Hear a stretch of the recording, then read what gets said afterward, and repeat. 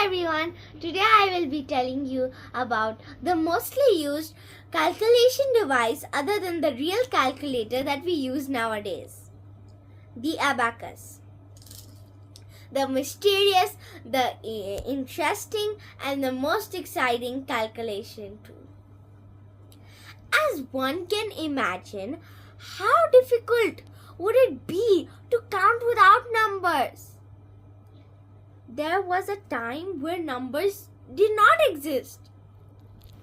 The earliest counting days would have depended on fingers, toes, and all other things that we can count.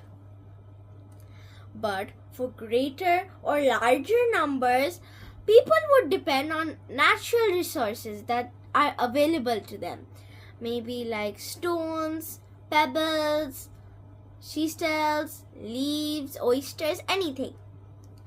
The abacus is the most ancient calculating device known to mankind. It has endured over time and it is still used in some countries. The abacus is a Latin word meaning sand tray. The term originated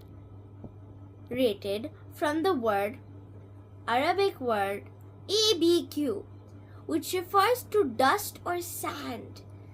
Later, in Greek, this became abacus or abacon, meaning a tablet. Now, the abacus is very interesting, as you can see. It has its own facts and own body parts. Now I'll explain you some body parts. After I say the abacus basics, the super simple basics, because abacus is very simple and easy to understand. For many of us, mathematics is the subject we love to hate. Having said that, calculations and numbers are a part of our daily lives, so how can we reject it? Abacus makes learning and calculation process in an easy and simple way. We can understand it very simply. Now, let me explain you some body parts of the original abacus. Now, here you go. The outer part of the abacus is known as the frame. The upper rod is known as the upper rod, and the lower rod is known as the lower rod. This is the lower rod, this whole row, and this is the upper rod. The divisor in the middle, as you can see, this divisor, it is known as the divisor because it divides the upper and lower part of the abacus. Like if I want to calculate maybe 2 plus 1, we will have to separate it. That's why we use the divisor.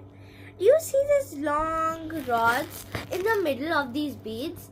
These are called columns, and the orange beads are known as beads. They help us in calculating any sum we want.